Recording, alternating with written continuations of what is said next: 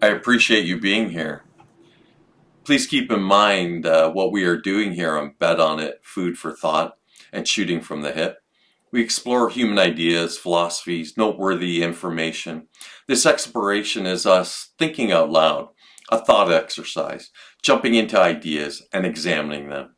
You will find we are prone to using adult language and expressing opinions. In keeping with that, you shouldn't believe anything we say.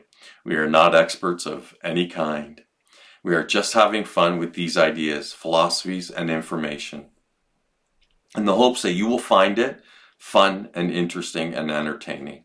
We encourage you to invest time in searching out these subjects and come to your own conclusions. Now on with the shit show. Welcome to Shooting from the Hip. I am Beitula. Slim, how you doing, buddy? Hey, I'm alright. How are you? Not bad, thanks so much. Today's topic is kind of involved, and so I'm just going to quickly cover or read off everything that we're going to cover today. So we're going to cover infrasounds and the effects of sounds, mandalas, and phonons. It's all sound related, even though you might not initially think that mandalas are related to sound somehow, but I'll illustrate how they are and what phonons are, which I'm sure anyone who will stick around long enough for us to go into them, you'll find it again really super interesting. So having said that, I think we'll just start by just jumping into some interesting facts with regards to infrasound. So infrasound is defined by the American National Standards Institute as a sound frequencies that are less than 20 hertz. Remember, hertz is the amount of cycles per second, right? So sometimes referred to as low status sound. Sound waves with a frequency below the lower limits of human audibility. So generally that's about the 20 hertz range. So our hearing only picks up stuff above the 20 hertz range, right? But at that gray part, you can kind of hear it. You're not actually hearing it, right? So anyway, having said, oh, I think I got to sneeze. Excuse me. Pardon me. Sorry. I have no idea where that came from. Let me try that again. Hearing becomes gradually less sensitive as frequency decreases. So for humans to perceive infrasound, the sound pressure must be sufficiently high. The ear is a primary organ for sensing low sound, but at a higher intensities, it is possible to feel infrasound, to feel the vibrations in various parts of the body. So that's really what we're going to be focusing on, right? And so people who use this frequency range for monitoring earthquakes and volcanoes and charting rock and petroleum formations below the earth. So this is also known as ballistocardiography. So and seismocardiology. So what they'll do is they'll use infrasound to be able to map petroleum deposits and rock formations and volcanic activity that's below the surface of the ground. So I'm assuming that means then that the 20 hertz does penetrate deep into ground. So it acts like a sonar, but for detecting deposits of like natural occurring minerals, right? Does it make sense so far? Yeah, it's kind of interesting. It's similar to LiDAR, but it doesn't use any light. Right. Well, LiDAR only gives you the surface topography, right? Yeah. So just for those of you who aren't sure what it is, essentially LiDAR is a laser emitting system that what it does is it sends so many signals so frequently that it penetrates through any kind of anything on the surface of the ground, so like plant matter, and then give you an accurate representation of the ground, the surface of the ground below the plant matter, without penetrating much any deeper than that. It just gives you what the surface looks like. So why is that even worth mentioning is because of the use of LiDAR, they've discovered even more pyramids that have been attributed to either the Maya or the Inca in Central America and South America using this methodology. So it has very super practical applications, and as you can see, this low infrasound, we can use it for being able to see like mineral deposits and and what was the other thing? Charting rock formations and using it to monitoring earthquakes and volcanic movements. So some real practical functions, particularly if we require like some kind of early warning because you'll have volcanism or earthquakes occurring in populated areas. So it might actually provide much needed advanced warning. Agree, disagree? Don't care. No. It's very important and practical. It's also very interesting how we have these different systems that can scan even like the bottom of the ocean. I think what you're going to find super fascinating about sound is that we're going to cover it all here is the various uses for it, and the range is so wide. It's kind of trippy, and a lot of the fields, it's just at the beginning of the research in terms of like how to use it. So like I said, we're going to touch on all that today. So, and I think what you'll find is it becomes super interesting. It's just again, it's the kind of stuff that's a bit mind blowing, right? So we're in the sci-fi world now. Yeah, 100%. So infrasound is characterized by the ability to get around obstacles with little dissipation. So that's why infrasound is able to penetrate in solid objects. It doesn't lose its dissipation as it's moving through it. So the waves, so they're able to then, they're able to detect the waves without the loss of the signal, right? Because there's little to no dissipation, but that's because of the wavelength. So in music, acoustic waveguide methods such as large pipe organs, for example, or exotic loudspeakers designs are able to produce low frequency sounds, including near infrasound. So you ever been to a rock concert where you feel it in your guts? I've often heard it referred to Pink Floyd live show experience as being the word, and again, it might speak to the kind of rotary woofers or subwoofers that they use to be able to produce this sound quality that you feel deep into your body. So it's kind of interesting that it's even outside of all these advancements, it's something that's kind of been around for a long time. I think you can hear it with motorcycles too. Yeah, well, remember, it's just below. Yeah, it's just below the audible range, so you're gonna feel the vibrations of the sound and not necessarily register the sound, right? So again, that's super interesting, and I'm sure that again, something like a machine producing an infrasound is not unheard of. So I doubt they do it with intention, but wouldn't that be interesting, right? So then what would it do? You would feel it as soon as they come, as soon as say you brought up motorcycles, as soon as a motorcycle passes by, you feel it, right? As much as you hear it and see it. Yeah. So interesting. So we're gonna the presence of the tone resulted in a significant number of respondents reporting. Okay, so this is gonna be a real interesting.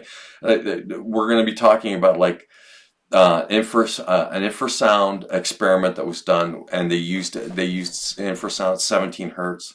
It was in 2003. So these UK researchers held a mass experiment. They exposed 700 people to music laced with this 17 hertz infrasound, right, at a level described near the edge of hearing. So like it's just there. So they're there at this concert, but this is with all the music. This is getting pumped out into the crowd, right? So it took place. The experimental concert took place in the Purcell Room over the course of 2 performances. So they did it in an auditorium, right? And each consisting of 4 musical pieces. 2 of the pieces in each of the concert had 17 hertz tones played underneath them, right? So anyway, so when they ran the experiment, what they ended up discovering was that the, the results suggest us that the low frequency sound can cause people to have unusual experiences, even though they cannot consciously detect the infrasound. Some scientists have suggested that this level of sound may be present on some allegedly haunted sites, and so cause people to have odd sensations that they attribute to ghosts or finding support for these ideas. So, because during that experiment that we were talking about, that was run in the UK, people who were exposed to it, they reported, and it was a significant number. 22% of them reported responding with feelings of like uneasiness and sorrow, getting chills up and down their spine, and nervous feelings, and even revulsion and fear. Right, and then so then they were like, and that was done intentionally. So what if in places where they attribute them to being haunted, there might be infrasound, something producing infrasound in those places. So it would produce that chilling feeling that, and again, not everybody it wouldn't register in everybody. So it'd be 22%. So that's 1/5. So that would be 1 out of every 5 people would pick up on it. So if you had 10 people at a place that was allegedly haunted, that it might be infrasound that 2 of them would experience, and they go, "Okay, can you hear that? Do you feel that? Do you feel that? Like, I got a sudden chill. I got a bad feeling." It's suddenly you go like, "Oh my God!" Like you just killed all those paranormal investigation shows, right? So anyway, it's kind of really interesting in and of itself, right? Like what if they use infrasound to find those ghosts? Well, what if? Yeah, okay, I understand what you're saying, that the infrasound's the way to detect, might be used as a way to detect them. They're making the argument that maybe the experience that some allegedly claim to have with ghosts is a product of infrasound. Well, yeah, like the chills up and down your spine. That's Right, and or the feelings of sorrow, or getting like nervous feelings, or feelings of revulsion, even fear. I go, those are common. Those are often commonly descriptors used by people who swear they've had an paranormal experience. So you go like, so what if those locations happen to be, because of where they are, there might be something there that's producing infrasound, and you wouldn't be able to hear it anyway. You could only feel it. So it's kind of trippy, right? Yeah, it doesn't help if you're in one of those abandoned houses. You're like, "Oh, I felt a draft." It's like there's gonna be a couple of drafts. Or you're going through like an abandoned hospital or in a sanatorium, and then there's infrasound there present, and you start getting experience all this stuff plus the location. Your mind will fill in all the blanks. So you'll suddenly there's monsters everywhere. I'm never going back to that place. Screw this. So apparently, what they ended up discovering was there are many artificial sources of infrasound, which give much greater need to understand the phenomenon and how it affects us. So some researchers have suggested that this could also contribute to the nocebo effect. Right, so we did cover that in a previous episode, the placebo and nocebo effects. And the nocebo effect is where you could induce a negative response or a negative symptomology, a positive symptomology without a disease source or anything in the body. And again, they don't understand it sufficiently to be able to definitively say that it's a direct result of this or that. But what if infrasound's a part of that? Right? So it's kind of interesting that it's there, and and again, the reporting of like haunted homes or places being haunted, forests even, right, where they're like, oh, that's a forest that's like that. So that, have you ever heard of I think they call it, forgive me, but I think it's called the suicide forest. Oh yeah. In Japan. So what if infrasound is just happens to naturally be occurring there, and then then we know from that experiment that at least 20% of the people exposed to it would experience these negative effects. So then if people who are already predisposed to, like, they suffer from, they're just suffering psychologically, and then they're exposed to something like that, that it might be the very thing that pushes them over the edge, right? So again, it's super something that you go like, it would have been really beneficial to know about this maybe 30 years ago. Right, but the fact is though that these theories are fascinating, but we still understand so little about infrasound. But what we are learning suddenly could potentially answer a lot of things that we just have traditionally written off as just being something else. Right, like there's traditions that claim that sound helps to deal with certain issues, but if you have a wide range of emotions that could be affected by sound, like happy music versus, like, you're talking about this much lower frequency, it's possible that there's communications going on with this frequency. Not us. Are you saying that, like, in under that 20 hertz range, it might be a medium for what, like for communication between, like, living in and the dead? Oh no, that would be interesting though. No, that'd be really oh, no. Okay, thinking, that's me misunderstanding what you're saying. I was thinking more of like you go in the forest, you hear like this beautiful sound of the forest. There might be some sub layers you don't notice. Oh, right, and I think that's right. That's the point that they're trying to illustrate, that this could, in fact, it might be occurring naturally, and then typically when you're out in the woods, you hear birds chirping, and typically when you're there, it's it's sunny, it's pleasant, that but in the dark time, the groaning of the trees, it's really damn, man, can you imagine?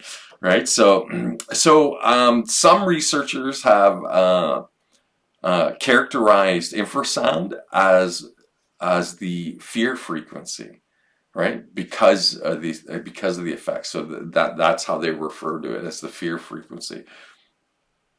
And until relatively recently, because the sound was so slightly below conscious human hearing, most forms of infrasound were entirely unstudied, and it's really an unknown phenomenon that we're just now starting to invest some research time into investigating. So again, it opens up the doors for possibilities. Although, I mean, I'm sure that the idea that if this effect is real, somebody might have considered weaponizing something like this long before, like, mainstream research got to it, right? Always. So I'm not saying that it did, but again, wouldn't be surprised one bit to discover that, right? So recently, for example, we've learned that many different animals can produce sounds below our conscious level of hearing. So now we're here we're getting into the animal kingdom, and these are biological sources of infrasound. So some speculate that predators, within their vocalizations, that there's a infrasound layer to their vocalizations that is meant to paralyze to a degree their prey, right? So for example, a tiger roar makes before pouncing is actually at 18 hertz. So, like, even though you hear the audible roar, but like that entirety of the roar, it fluctuates at the 18 hertz range. Well, we know that to be that infrasound range, right? So, and it's right at that level. So think about how suddenly, like, when you hear, have you ever heard a tiger roar? I've seen videos of it, heard the video, but I think you would have to be in person to feel that. I remember. Okay, I'm gonna demonstrate where I am. But African lion safari here in Ontario, Canada. I've often gone, especially when my children were small. It was a regular, as you know, because you were often there. But I recall hearing, like, when we were driving through, because you drive through the animal park, is you have the windows down slightly, and I remember when we were driving through the preserve, and they had we got into where the lions and tigers were, and one roared by the car, and I recall like jumping, but it might not necessarily been because of the infrasound, might been because the damn thing was only like 6 feet away from the car and had the window down, going like, roll at the window, roll at the window.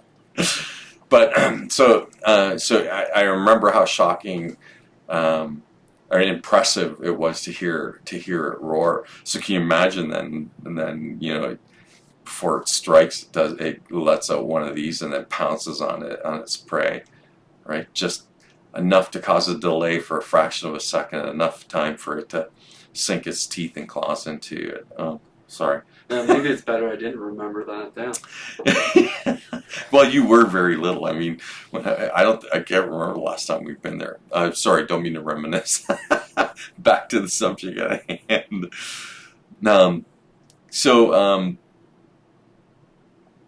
So it's not, again, it's one of those things that's kind of like unusual, and now moving on, we're gonna just take briefly talk about infrasound in terms of how else it can be used. It can, or where else it can occur. So it can occur so there's a feeling that maybe predators are able to produce it, but there's also this thinking that it can be a byproduct of weather effects and natural systems, right? The rumbling of earthquakes, the sound that produces, or an active volcano, the sounds that are produced by it could be in the infrasound range. So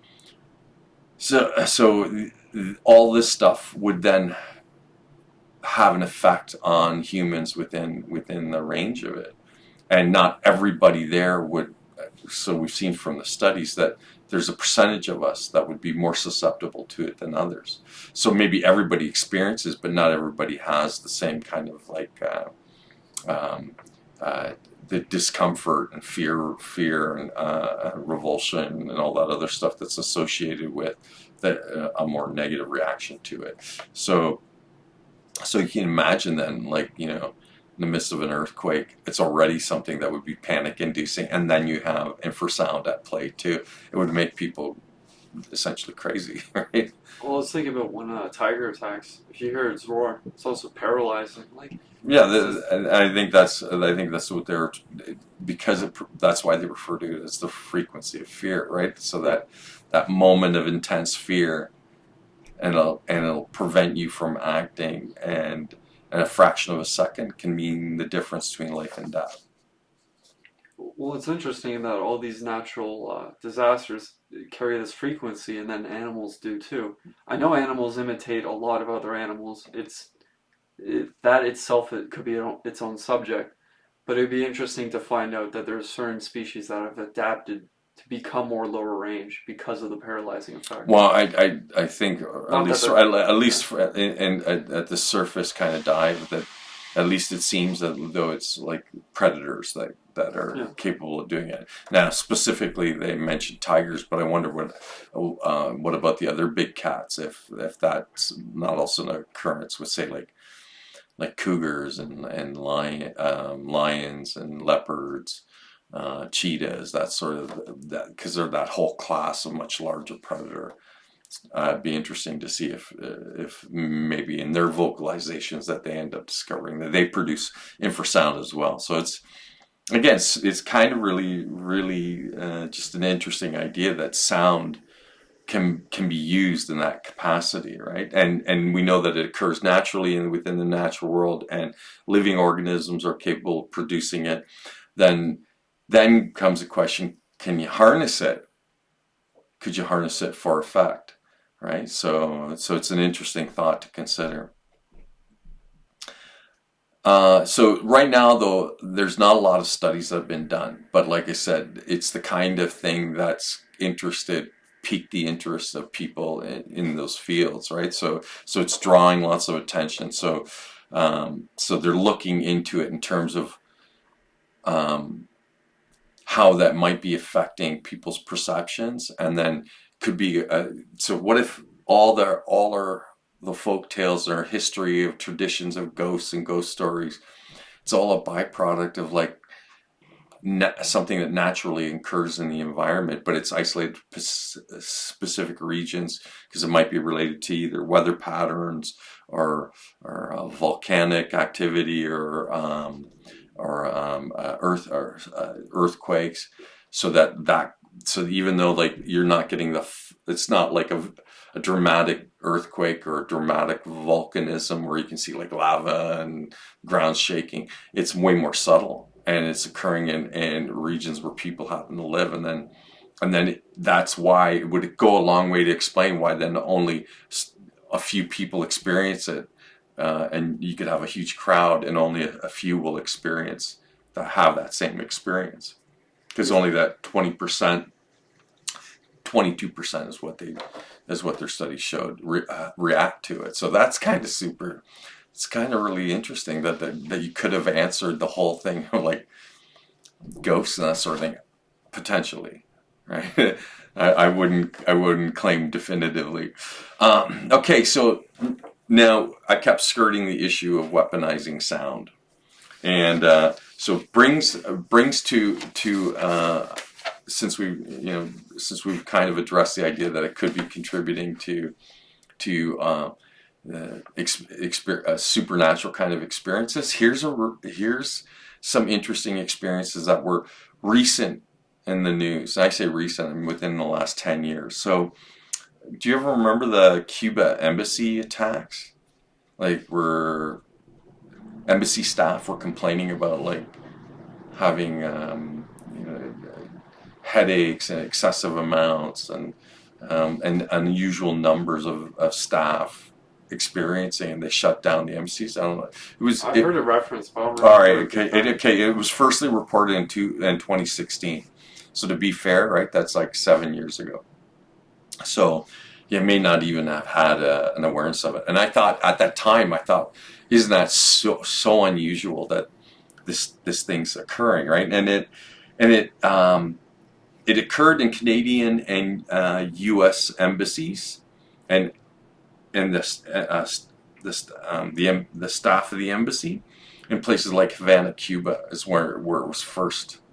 Oh, I've heard this reference as Havana syndrome, I think. Yeah, I believe that's how they refer to it. But again, because it was so unusual, there was nothing they could definitively use to explain why this was occurring. And then again in 2017, more people, including U.S. intelligence and military personnel and their families, reported having these symptoms in other places such as in China, New Delhi, India, across Europe, and even in Washington, D.C. So the U.S. Department of State, the Department of Defense, and other federal entities refer to the events as anomalous health incidents, AHI, right? But it's because they couldn't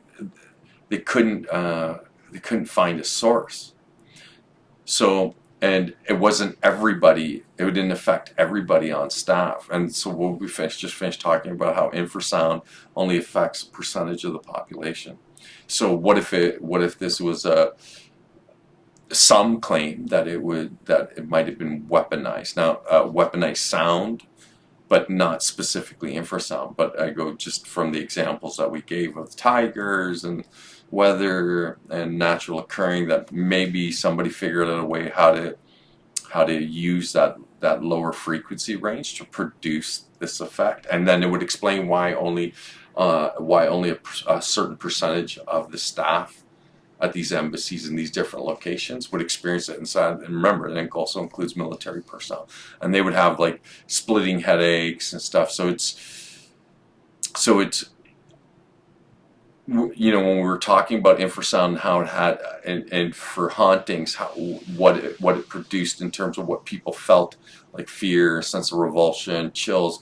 What if you get into lower ranges of infrasound, or if you can somehow, I don't want to say amplify it, but you could somehow refine the infrasound so that now it produces even greater physical effects, right? So it's just this. again, the world was mystified by these strange attacks going on at United States embassies in Cuba and elsewhere. So you can, again, I find it like one of those things that you go, super curious and highly unusual, right? Science fiction for real, right? Yeah, just the idea of them testing in on civilians, that's pretty sci-fi.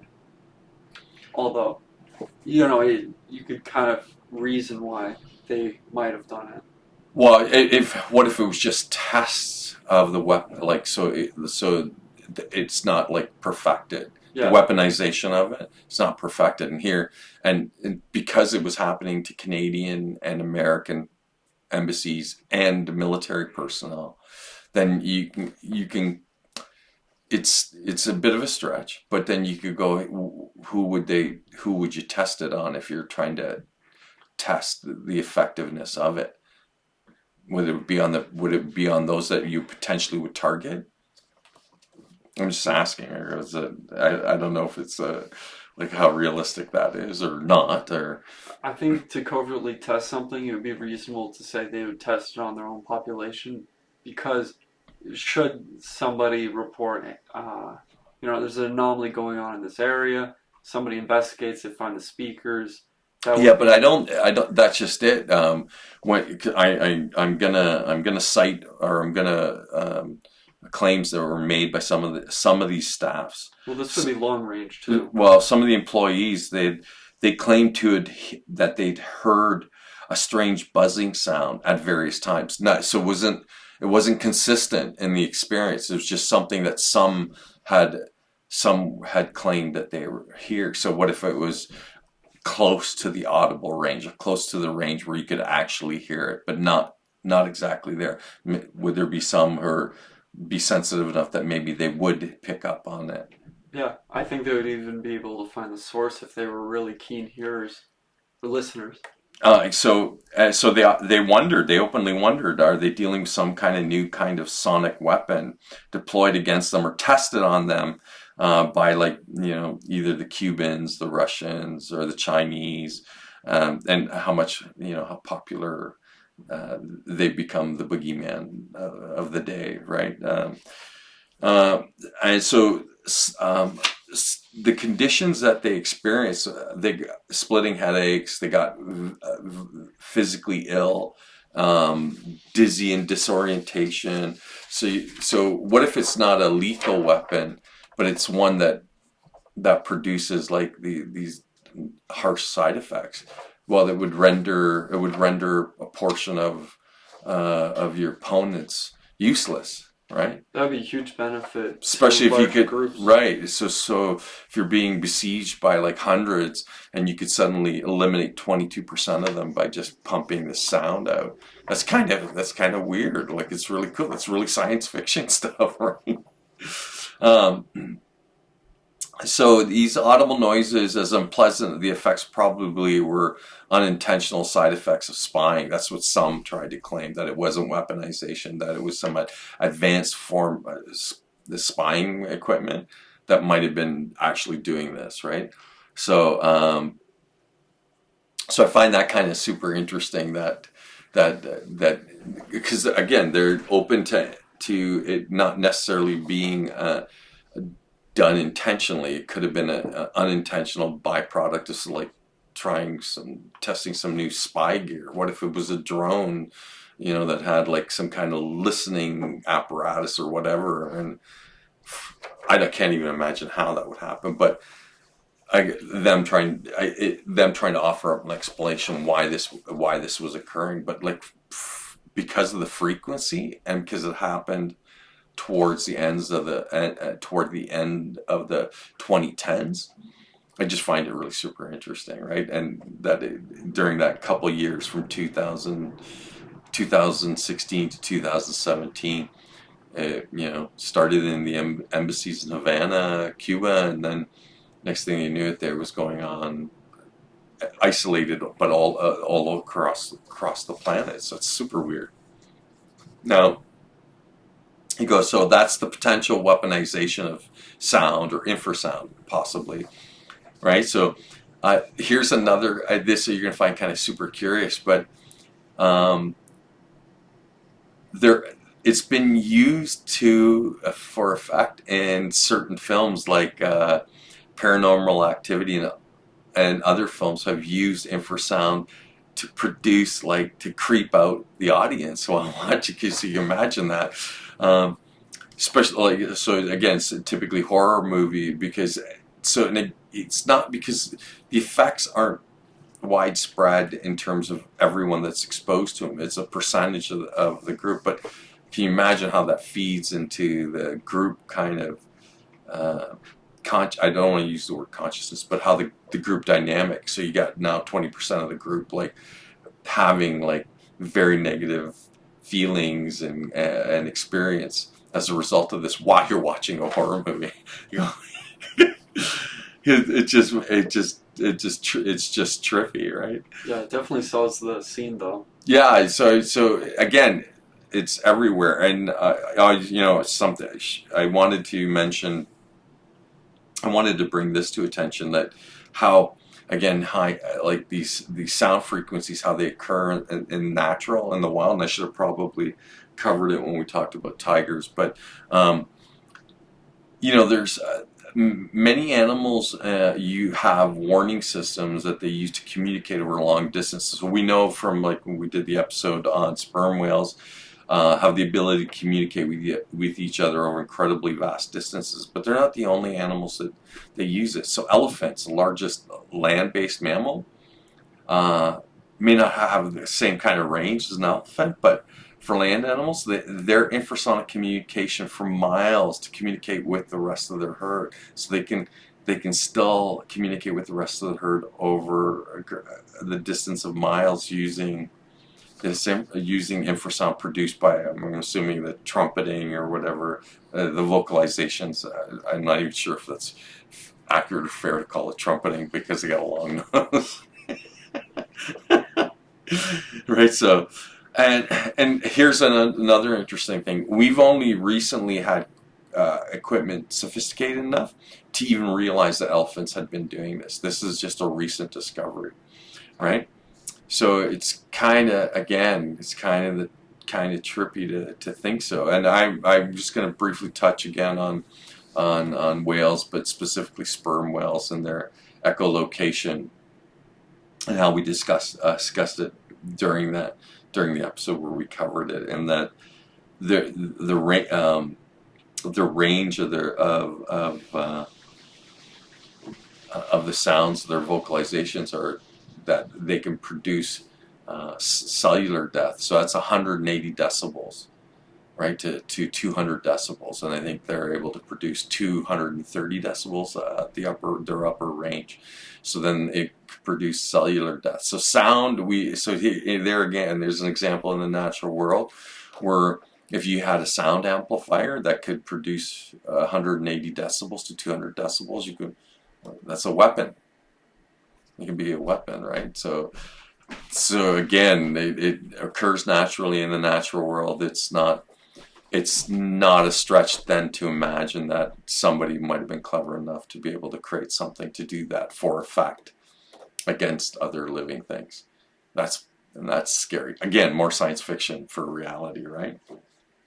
Another interesting species that actually uses infrasound are alligators. They have those special air sacs in their mouth that create sound below the hearing level, and they use it for mating. It's how they attract mates. They use the infrasound so that the mate will hear them. So you can see suddenly it has, like, there's numerous ways that you can employ sound, and we're going to get into even more interesting uses of sound. So as a subject, you could see where there, in terms of study, that you could devote tons of resources to it, and you could find a wide range of applications, right? So it's again, like I said, it's one of those things that that's left me kind of, like, blown away. I just didn't, because I just took it for granted, right? And then once, and it was largely because of the events of the embassy attacks in Cuba, where I first became really, I knew that that militaries have often explored any methods like to find other ways to, like, for crowd dispersal and stuff. So I'd heard about that beforehand, but and then once I started getting more and more into it, or just taking a casual look into it, suddenly I'm blown away by all this super fascinating stuff. It's theorized that many different animals can also detect infrasound. So a lot that biological organisms are sensitive to it, and there's some that think that maybe, although there's only a small, I guess 22% is a large number, or percentage, but that they suspect that maybe animals are better. They're more acutely designed to be sensitive to infrasound, right? And again, for things as benign as like mating and that sort of thing, right? So it's a super fascinating thing. And the reason why they speculate that is that it might go a long way to explain why animals leave places that where they've long wondered why animals are good at detecting natural disasters such as tsunamis and that sort of thing, and earthquakes, and they leave. It's because maybe they're more attuned to the natural world producing infrasound, and as soon as they experience it, it's enough to go, hey, maybe it's time to go. It's time to go somewhere else. It'd be really unfortunate if we had that tool and we're now losing it. Well, but it's an early warning system. It's like, it's like the animals are sensitive to magnetic fields, and that's how they navigate.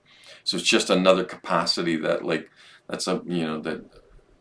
organisms demonstrate, like, all to the benefit of preservation of their lives and the existence. It perpetuates their genes forward. So it's a biological advantage that's you can clearly see where you go why it might be beneficial, right?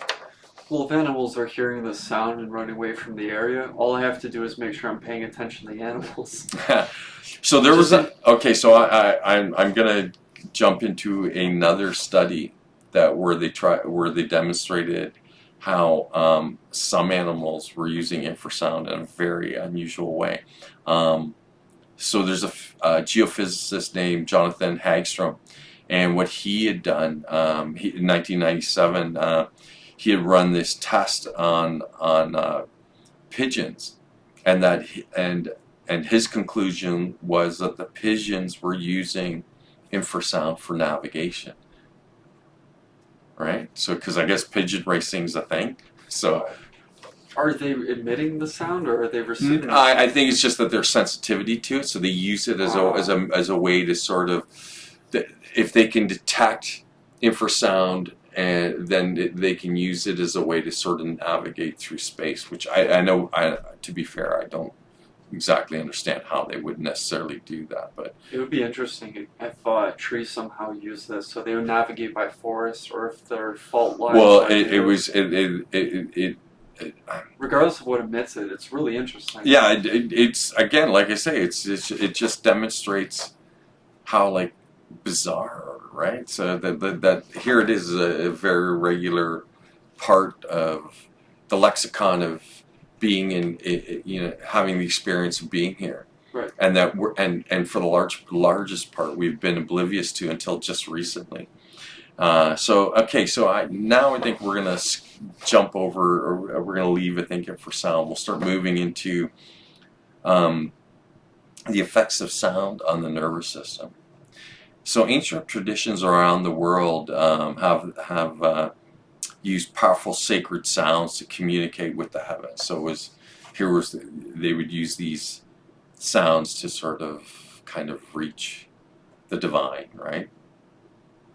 So and some even interpret the idea that first was the word, so something had to be spoken, so it sound.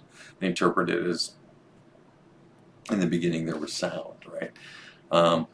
So in Eastern religions like Hinduism, Buddhism, and Jainism, their sacred sound is the Om sound, and I think everybody's kind of, especially here in the West, I think even in a casual kind of way, that through entertainment, you're aware that it's a sound or often associated with the Far East, and then rightfully so, because it's something that's that they consider, they hold with high regard, right? To them, it's a sacred sound. And to be clear again, it's Hindus, Buddhists, and Jainists. And for them, the cycle of birth, death, and rebirth is determined by one's karma. Om, a sacred syllable that is considered to be the greatest of all the mantras or sacred formulas. So by vocalizing that particular, have you ever done it before? You ever tried to do it? Oh, yeah. I can't sustain it. No? I was thinking Tibetan throat singers also Well, do interesting. yeah, throat singing is different, but I think Om, like I think they do it sort of like I'd like to give it a try. So we'll try it on camera. So they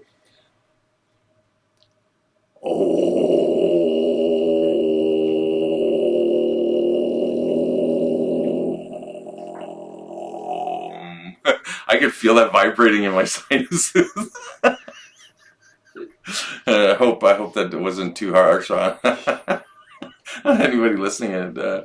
Yeah, I feel the fear frequency. Yeah, the kick in got you crapping in your pants. So according to the Jainists, the whole universe resonates with the sound of Om, right? So it's this. It's to them, they believe it elevates the consciousness so that they can experience what they refer to as samadhi, but it's a transcendental kind of like enlightenment, right? So that Om's this vehicle to be able to do it, and the sacred syllable Om. Now, there's two ways of saying it. There's OM, which is what we were doing, or there's AUM, which is all. But so I don't. When they make the distinction, to me, that sounds the same. I mean, even though it's slightly different, but to me, it's the same. But for them, when I say for them, for Hindus, it's omnipotent, omnipresent. It's the source of that manifests all of existence is based in that Om. So if you get past like all the kidding aside, that the idea is that sound lies at the root of everything. And what sound other than, well, vibration, right? So then everything's vibrating, everything's is resonating with frequencies. Yeah, and if you're playing a certain frequency, you'll actually catch into I don't explain, but when you see the sine wave, you can feel one's more dramatic, one's much more dramatic. So it moves from a dramatic kind of effect to a very subtle one, and isn't that infrasound's more subtle? Yeah, like if you're tuning a guitar, imagine you're on the lowest string you can, like think bass guitar, the boom, lowest boom, you can. Boom, boom, boom, boom, boom. Yeah, I assume if there's a lower frequency that you can play with and feel, but not hear, it would also have like a certain represented, not feeling. I don't know how to say this, but it would be more along the lines of reverb. Like you would feel it throughout you a little bit different, whereas the higher strings would be. You hear more. Yeah, if you've been to like a loud concert. Right. So and I think that's what we illustrated between like audible sound and inaudible sound. So that range that's inaudible for us, once you get below 20 hertz, that's the frequency of fear. But I think it again specifically more illustrates the idea that it's a sound that you feel below that. Like, so once you get below 20 hertz, it's something that you're going to feel it, you're not going to hear it. And then above 20 hertz, clearly you're here. Like it'll be absolutely something that you hear, right?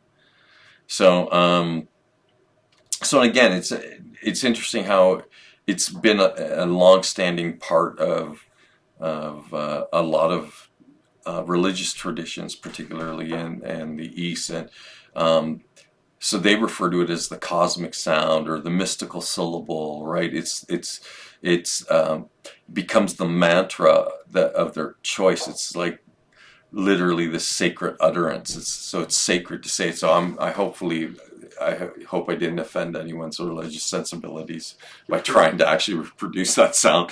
I'm sure I did a horrible job at it, but Pronunciation is tough. right. So then I would, in a weird way, I'm going to move on to two-dimensional images for just a second. So we're going to talk about mandalas, which is something that again often associated with Buddhism, and they use diagrams or these symbols. They refer to them often as a ideal universe. Now, why is that? How does that relate to sound? Well, here, if you bear me out here for a moment, that in Hinduism, Buddhism, Jainism, Shintoism, who actually use mandalas to illustrate like the divine or more like this complete idea of divinity. So it's a way to sort of manifest it in two dimensions. So what makes it interesting is there's this gentleman who lived from 1756 to 1827. His name was Ernst Florenz Frederick Chladni. So Chladni, he was a German physicist and a musician, and he's often referred to as the father of acoustics, which included the research of vibrating plates and the calculation of the speed of sound through different gases and stuff. So that's his claim to fame. And anyway, Ernest Chladni was an amateur musician, an inventor of musical instruments. And he used to do this thing where he would, using sand sprinkled on plates, he would be able to discover the nodule lines within different modes of vibration. So why is that relevant to sound? I'm getting there. So Chladni was able to pursue scientific research. He discovered a way to make sound waves visible by sprinkling powder on the plate of metal or glass, rubbing the edge of the plate with a violin bow. The vibrations of the transducer connected to the plate made the powder accumulate into symmetrical patterns now called Chladni figures. Well, what's interesting about these Chladni figures, when you get to a certain frequency, it produces the two-dimensional image of the mandala, which is the two-dimensional representation of the Om sound. And the funny thing is they knew about the representation before they had the cymatics. Right. Or at least recorded history. Right. Well, but that's what makes it kind of fascinating. You go that so this two-dimensional representation, which is like again a very specific frequency that gets produced in the plate, and it moves the sand around in such a way so that the way it collects, it takes on this geometric shape, and it's the geometric shape that they use in the mandalas to represent Om as a two-dimensional image, right? So I hope that wasn't too weird in the way that I just did that, but it's like a physical representation. Right, it's a two-dimensional standing wave. Well, there's some traditions that have this idea that both shape and vibration are connected. This idea of sound and form. I'm curious how they associate each other, because for me, it's not obvious why this equals this. Well, so if this is where we can have a little fun with this. Okay, so energy is just frequency. Yeah. Right, and what's sound ultimately? Frequency. So sound. Does that mean that we can equate sound as energy, and that if everything's made up of these vibrations, vibrating strings, then what sound is the real world manifestation of that. It's right. So I don't know how to get that paper or the pen on paper go. Yeah, this is about right. Well, I don't know how. It's because it's super trippy. So now we've moved out of science fiction into metaphysics. That sound is more intimately tied to everything. and it's in the vibrations is how it's intimately tied. That because if the reality we're experiencing is just a frequency, it's kind of trippy. Yeah, and this is a cross-culture thing. Like, Right. it came out of these cultures. It's not necessarily just Well, there were shared. religious ideologies, but yeah, and cultures, right there, because they're wholly integrated into their cultures. I'm going to be candid. I think most religions take from the culture and then represent. Well, I Like think it's a there's circular thing. yeah, I agree. There's a lot of overlap, right? And it's all and how much overlap is like, you can see it almost regionally, right? So it'll all be dependent on its region. So anyway, so since you brought up cymatics, we're going to talk briefly about Hans Jenny, and he was a physician and a natural scientist who coined the term cymatics to describe acoustic effects of sound wave phenomena. So, cymatics is the science of visualizing audio frequencies, right? So, which we kind of talked about. Ernst Chladni really just opened that up, right? So, cymatics researches the principles underlying vibrational, like the use of vibrations for a host of different things, which would include things like medicine, so neuroacoustic sound therapy, or it's often referred to as biotuning, which is a patented program developed by Dr. Jeffrey Thompson um, of the Center for Neuroacoustic Research in California, and incorporates real-time heart rate variability with a complex frequency sweep of a brainwave protocol interface. So you go like, okay, this is an awfully complicated way of saying that that it tracks the nervous system and then through frequency they bring the body into homeostasis. Remember, homeostasis is just a medical way of referring to like a balance in operations in the body, and that typically it's often described as a state that's in constant flux, right? Because as soon as you have stimuli and stuff like that, then everything has to readjust. So that's why it's that homeostasis. It's a fluctuating state, but there's a range which consider balance, and that's so you here using sound, you can produce this balanced biology in the body by, and again, it's apparently it's treated with seriously, and it's been patented, so that there has to be at least. It has to be anchored to some degree within good science. So again, super interesting. It's not the only type of therapy that's related to sound or vibration. So there is something referred to as music therapy, and it can reduce stress and promote relaxation. I think most of us commonly experience that too. You can just anecdotally you have songs that you love that just put you in a good mood and make you feel really good. So I think that much is clear. But it's funny how they it's in medicine how it's used.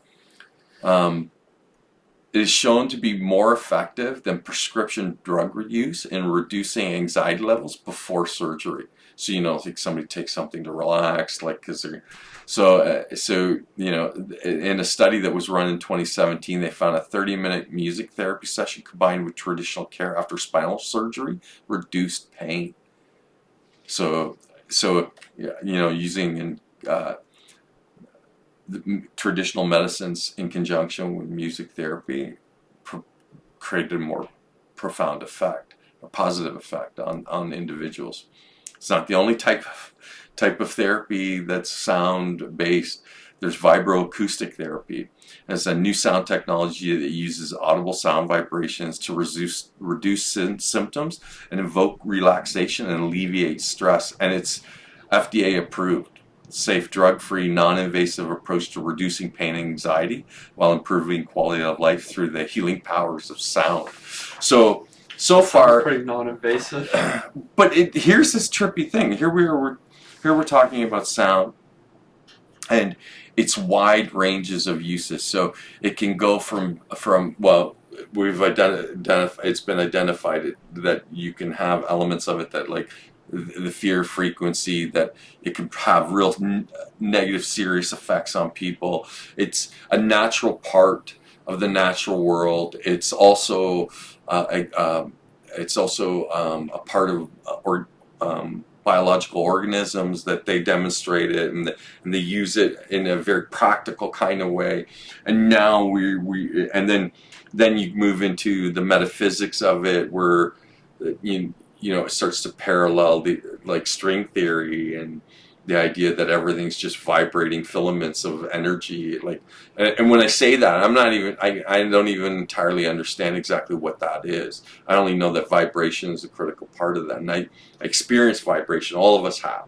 So you can, every one of us potentially can relate.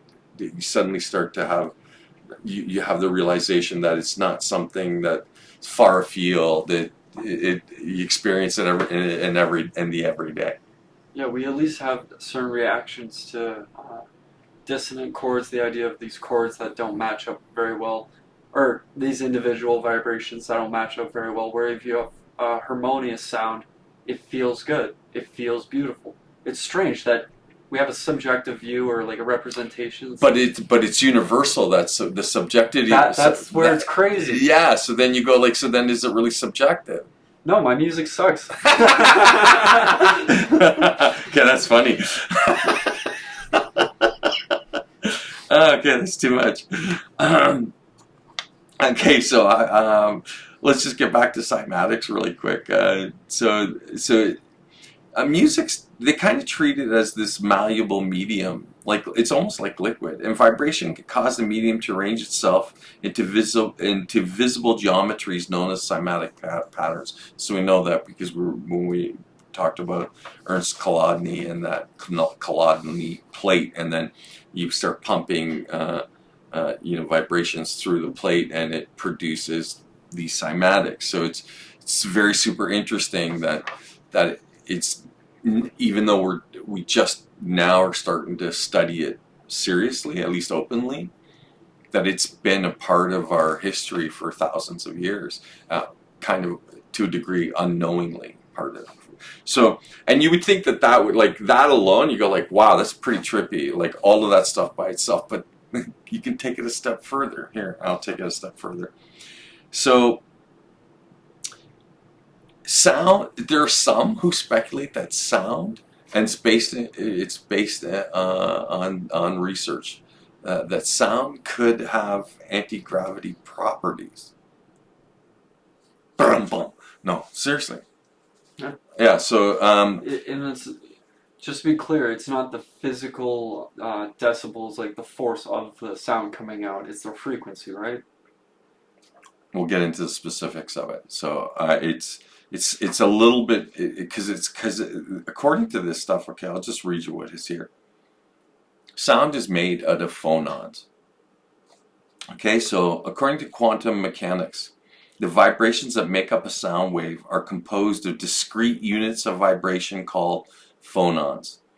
The phonon, it describes the way sound vibrations cause complicated interactions with molecules, which allows the sound to propagate.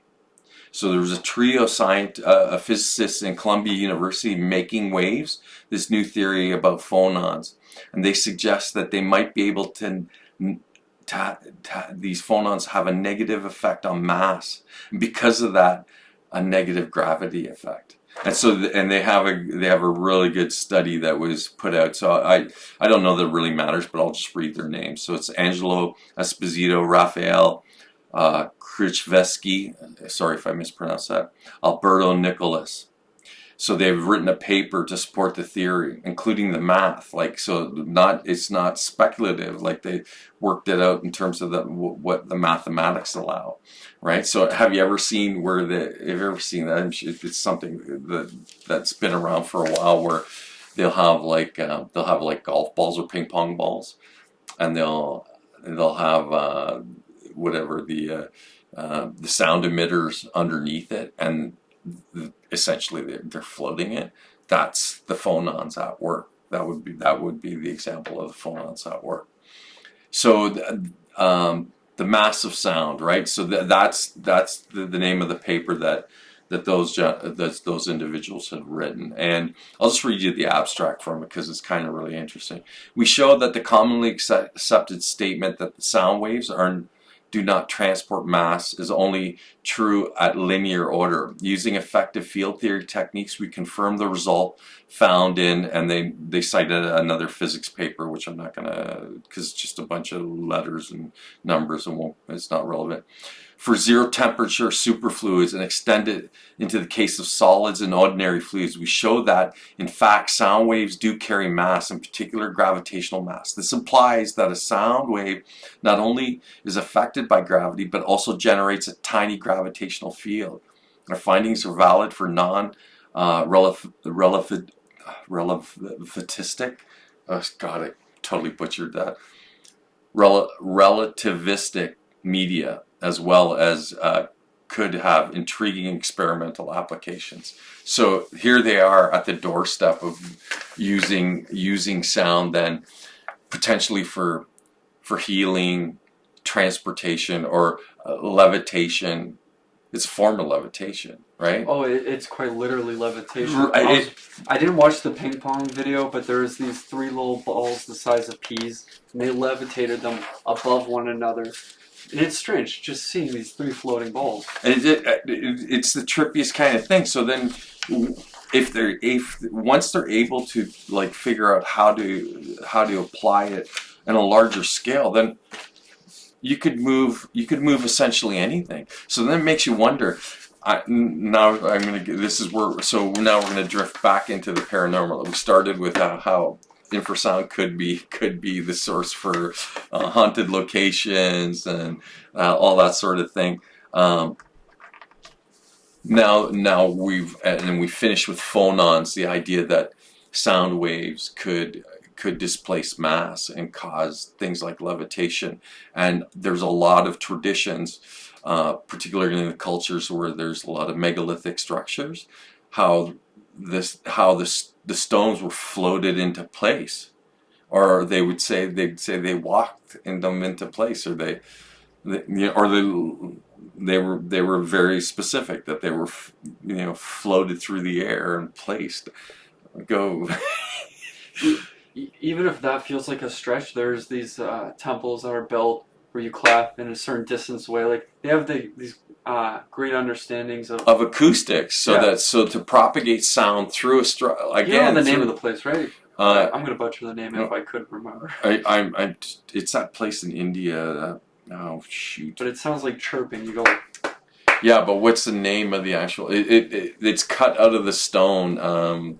Like it's fantastically beautiful. It's oh my god! I can't believe I can't remember the name of it. But anyway, having said that, so you can clearly see that sound has multiple applications in and of itself. That it's tied to our religious ideologies and belief systems. It's also it can be used potentially in terms of like as a weapon. And also at the same time used for healing, and that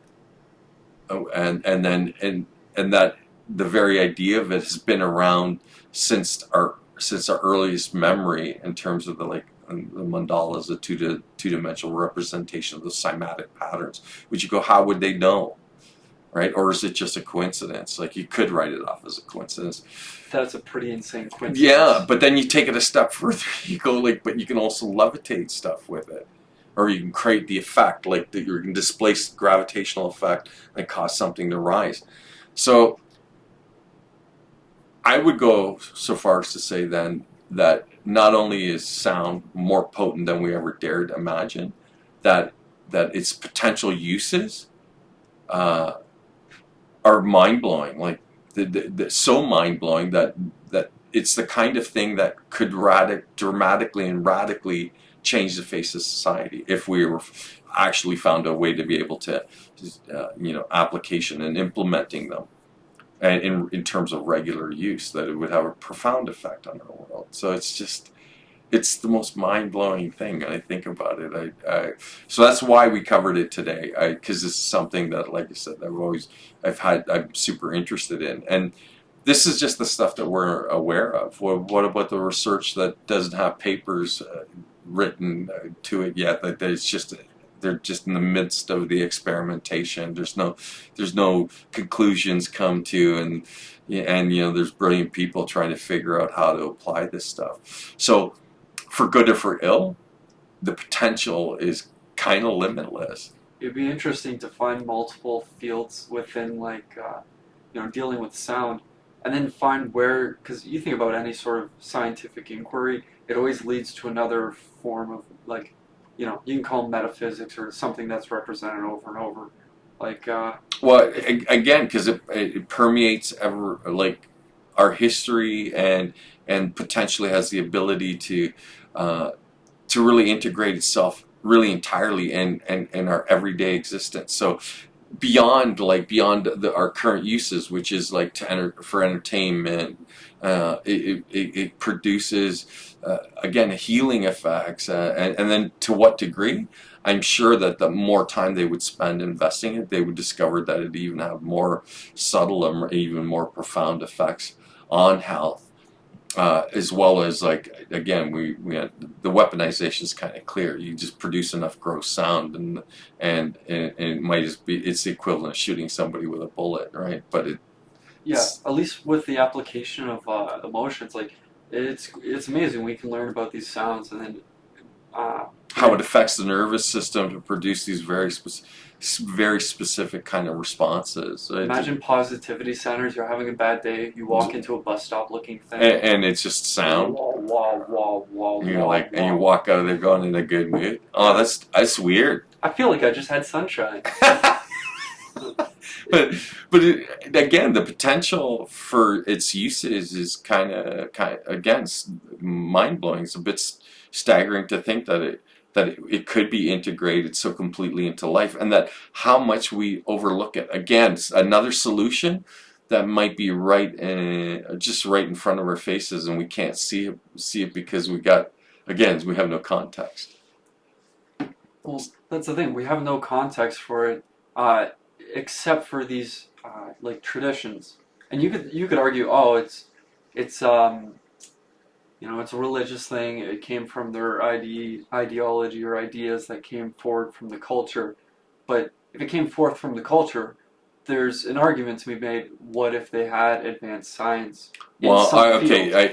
okay, it gets into like the art. Okay, the conversation that you're talking about now, you're talking about like whether or not we are like the first development of human societies, and that what you're referring to is that what we know about this stuff is that we're not the first human society, and it's a legacy from an even earlier human society that was maybe wiped out. So I think finding the Mandalas to be not exactly like the idea of them being so close to these cymatics. which is a two-dimensional representation of the ohm sound, because that's what they would do. They would do ohm. They pump it through those plates, and it would produce that two-dimensional representation of ohm. You go, wait a minute. So they use the ohm sound on the collide plates, and it would produce that image that they use regularly within the mandalas that would represent ohm. And you go like, it's pretty weird coincidence. So you can, again, admittedly, if you want to get really wild, you can read into it as much as you want. And so then the idea that it might be a legacy from an even earlier human global society that maybe, according to at least what some people are saying, disappeared about 12,000 years ago. And then the question is, were they using phonons? Like, because you followed, again, we're going to follow the weirdness, and if so, we know that phonons are a real thing, and they displace the effects of gravity, and then the cultural stories and the traditions. It's not a single group, right? There's multiple cultures that talk about how the large stones for megalithic sites were moved into place.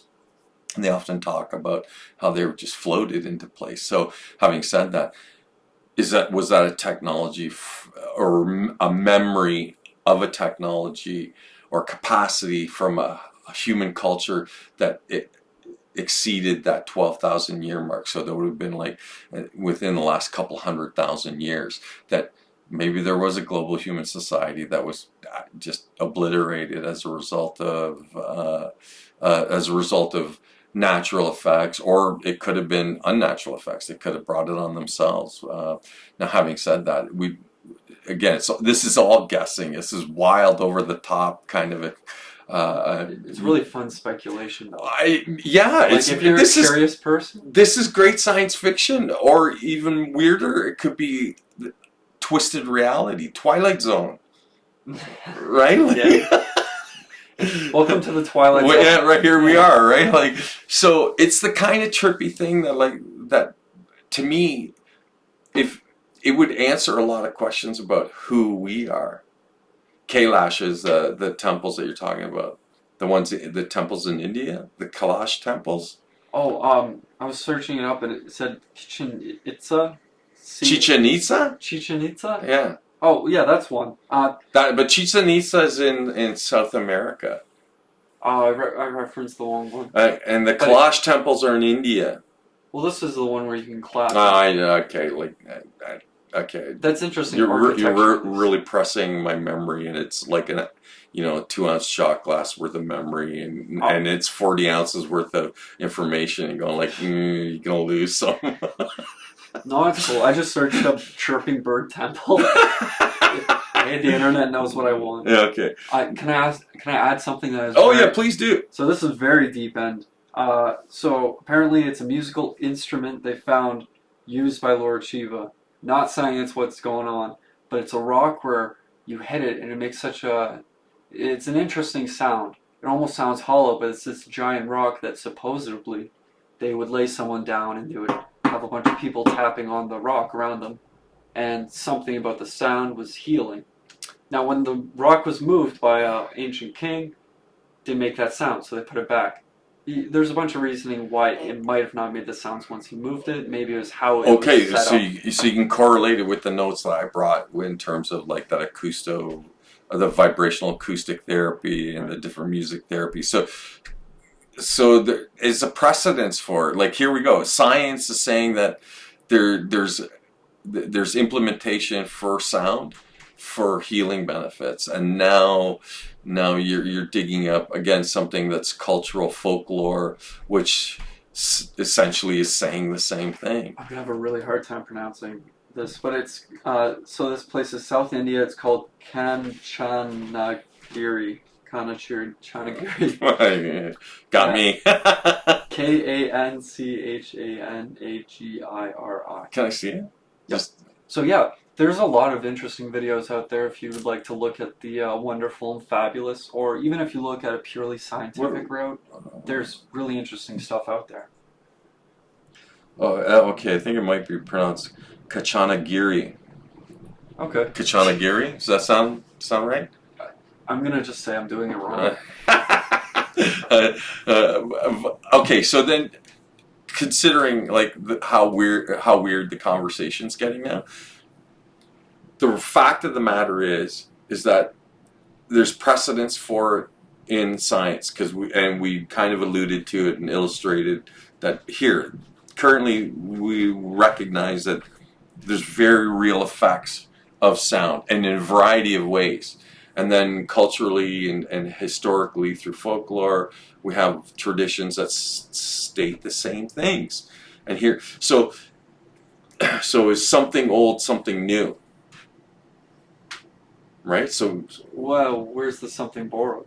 Well, we're not talking marriage. We're not talking about marriage, but just that this isn't new technology; it's old technology rediscovered.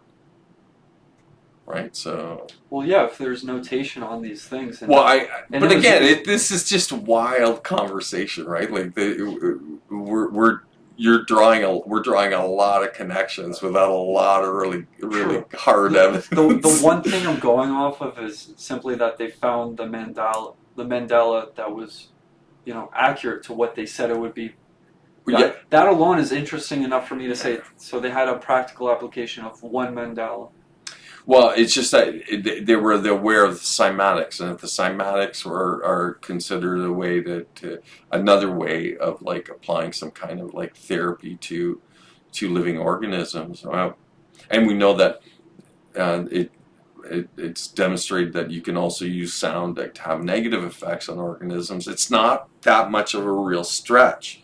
The question is, the stretch is like, Yeah. does it come out of our deep past and stuff? Very possibly. But again, to be fair, we don't have anything like 100% definitive saying that yes, that in fact is what happened. But Yeah, maybe they don't have intimate knowledge of these things. Just one day they all went around or that's all a legacy from, like I said, it could. Again, no proof for it, right? So nobody say no hateful stuff or send me nasty messages going, you guys are crazy. Of course we're crazy. It's why we're on camera, or why I'm on camera and he's not, because he's not crazy.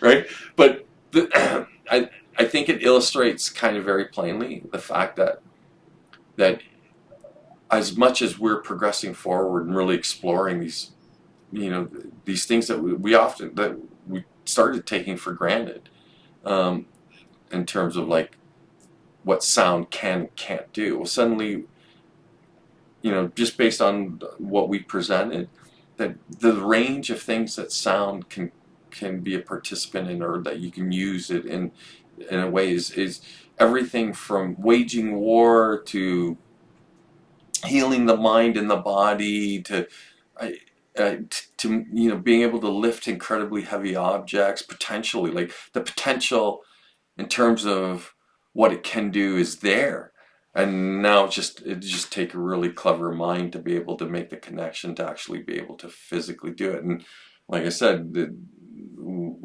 we do know that there are individuals out there who are in fact doing it. So it's, to me, that's really like exciting. I'm going, maybe the future, as often as is portrayed as something to be afraid of, maybe it's something fantastic, just around the corner. Maybe that we don't need to be so grim about everything, like that and recognize that we don't necessarily entirely know where this is going, but we can all contribute to where it leads to some degree or another. And if you're one of those clever minds and this triggers that idea in you and you're able to somehow figure out sound, how to use it in a way that good for you. More power to you. So that was, to me, this was very interesting. It was this is sort of a fascinating subject, and I'm sure that if that you could revisit this again, there's probably way more information available with regards to it. Can I get a time check? Right Just now, just how long are we on the video? 1 hour, 22 minutes. I think it's a good time maybe to bring it to a close. Would you agree? Yeah, I really look forward to next time we talk about this topic, see what's out there again. Well, hopefully there'll be more interesting stuff available, and then so you can bring that into the conversation. But between like things that like infrasound and frequency of fear, or phonons as anti-gravity, or levitation, means of levitation, and exploiting sound to enhance the experience of like movie going experience, to using it like animals do for detecting trouble in terms of like tsunamis and earthquakes and volcanic activity, elephants using it as a means to communicate over miles. Suddenly, like I said, the range of uses kind of blow the mind, and I look forward to seeing like like I said, I hope that there's some really brilliant minds out there really plying their trade and trying to figure out how to apply this and bring it to the public. I think that's a very encouraging idea. Not the weapon though. Not the weapon, but but they tend to always go hand in hand, right? So it's like it's not cool, but it's cool. Yeah. Does it make sense? Yeah, the second invention after the fire was the fire on the stick. Right. Get away.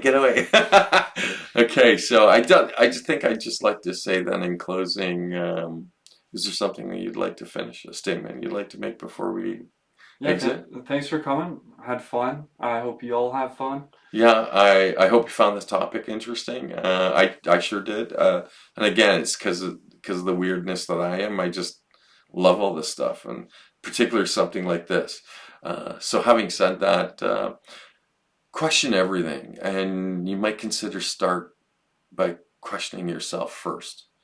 I would suggest strongly that you aspire to become a renegade individualist, humanist, critical, objective thinker.